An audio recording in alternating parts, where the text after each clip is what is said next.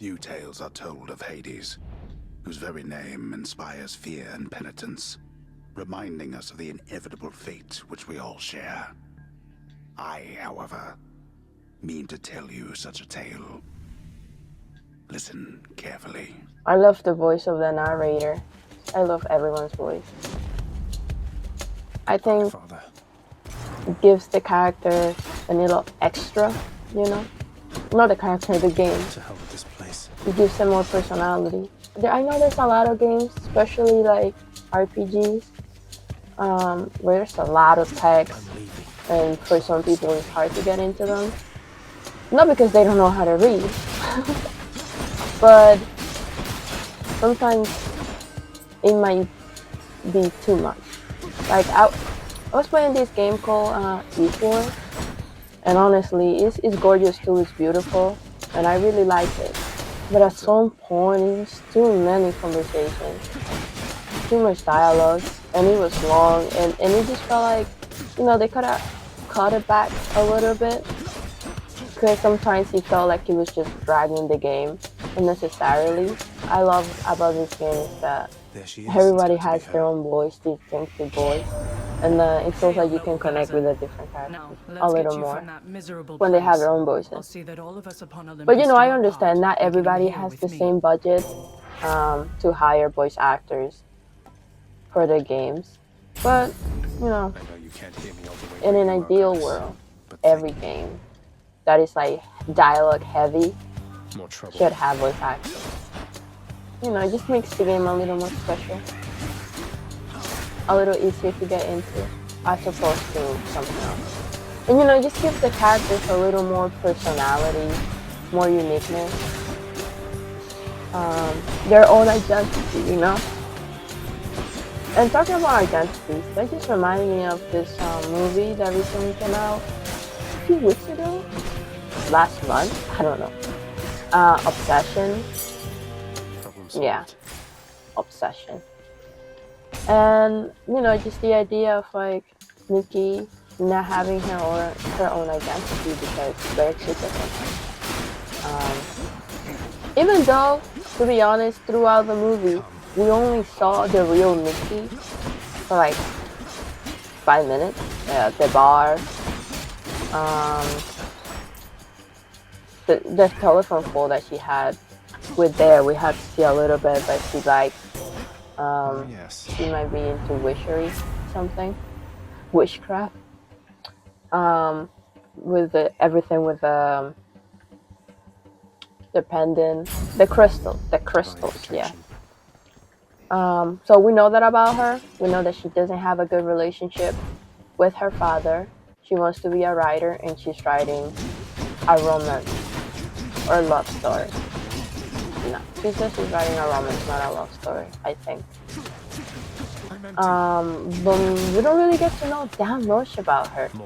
And even less because, well, Bear took every opportunity she had to express herself to us. He took away her autonomy.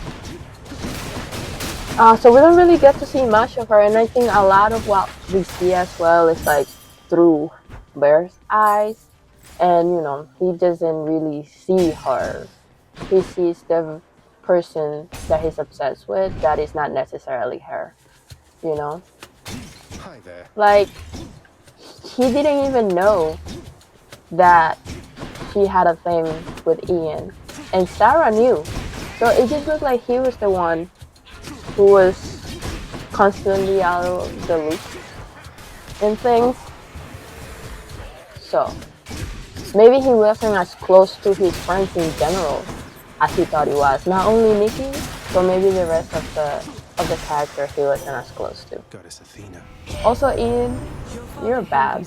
You should have told him. That would have avoided so many things if Ian just told him, look, I know you like Nikki, but we've been going out casually for over 2 years. Look at that. And a lot of things could have been avoided. But I guess we all can agree that what happened to Nikki was horrible. And to some extent, I think one of the reasons that movie resonates with so many Now you be people careful out there, is Highness. because Kindly a lot Megara of is people out for can blood. relate She to the kept on groaning experience about of the last being exchange trapped, between the two of you. you know, I maybe think I might trapped have in gotten their own lucky. bodies, trapped in a relationship, trapped No in a worries bad whatsoever. household. Like, All right. it doesn't stop just like that guy is obsessed with me. You know, like trapped in any situation. I think like sometimes people find themselves in life in situations where they have nothing, they don't have the power to move from the situation, so they just have to stay until it gets better. Of course, that's a little different from the movie, you know, it's more like magical, but if we're talking in a more like realistic sense, there's a lot of people who feel trapped in their own life, in their own lives. Um, Lots of people that don't feel like they can be themselves because they're afraid, you know, of not being accepted for who they are. Or like I said, you know, just being in a bad situation with your family, like just imagine just being like a minor All right. and living in an abusive household and then you have to wait till you're 18 till you can escape that horrible situation in a bad relationship, obviously. Someone who's abusive, not to the point of just like, oh, physically abusive, but, you know, verbally abusive too. People who are financially tied to their partners and they feel like they can leave maybe because they have children as well and it makes it difficult. So I think that's why a lot of people can relate because it goes beyond just to like, um, yeah, this happened, this is a horror movie. But I think that's what's different from a lot of horror movies because a movie like Annabelle is more like, yeah, you're a little scared of your dolls now.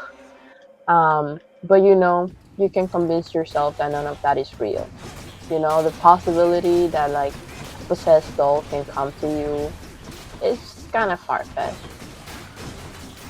But being trapped, anyone can be trapped into anything, you know, trapped into addiction where um,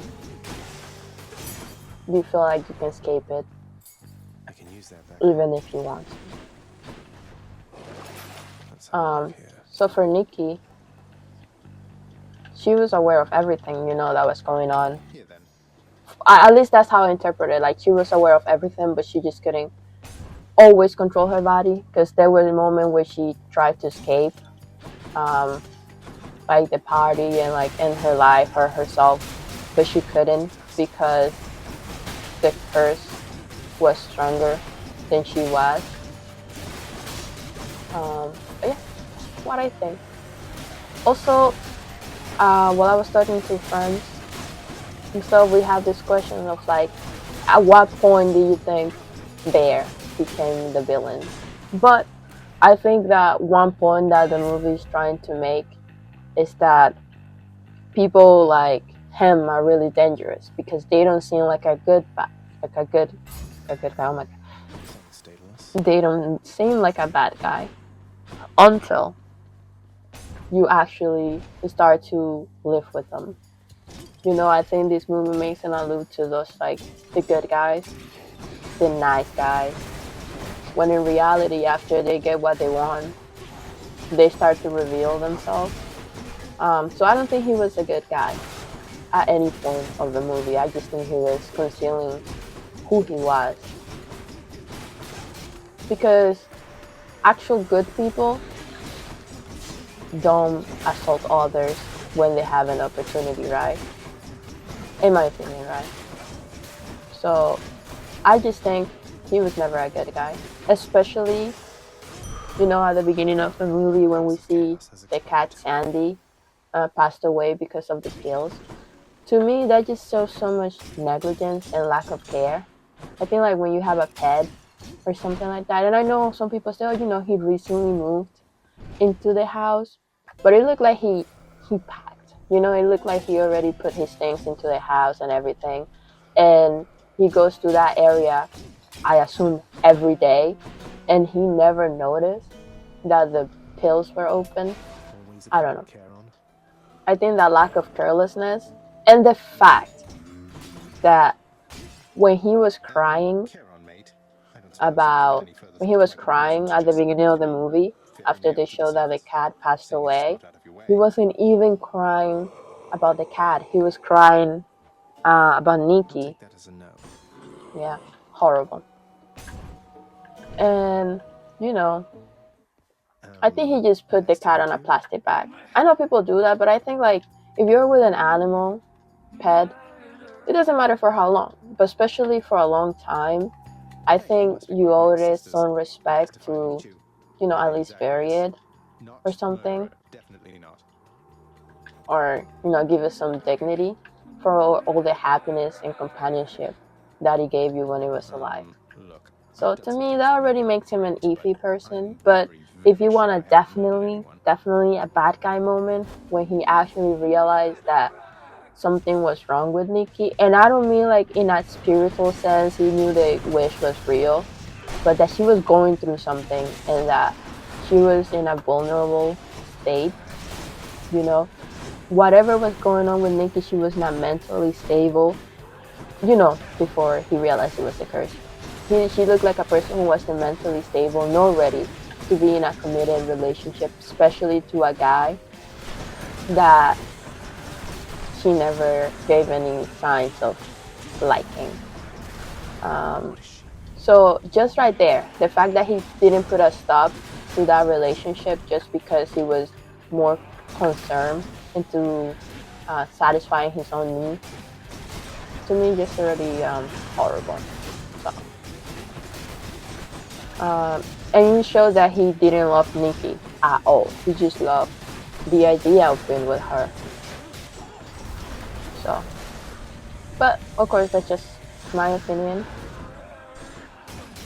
And especially his friends were telling her, something's wrong with her.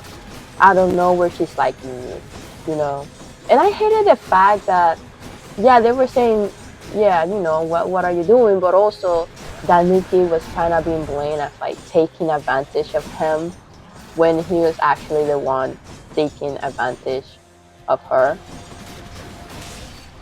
I don't know, he made no effort because at the end of the day, what he wanted came into fruition and he didn't care about Nikki as a person, just as an object for his own pleasure. But yeah, I think the movie was really good overall.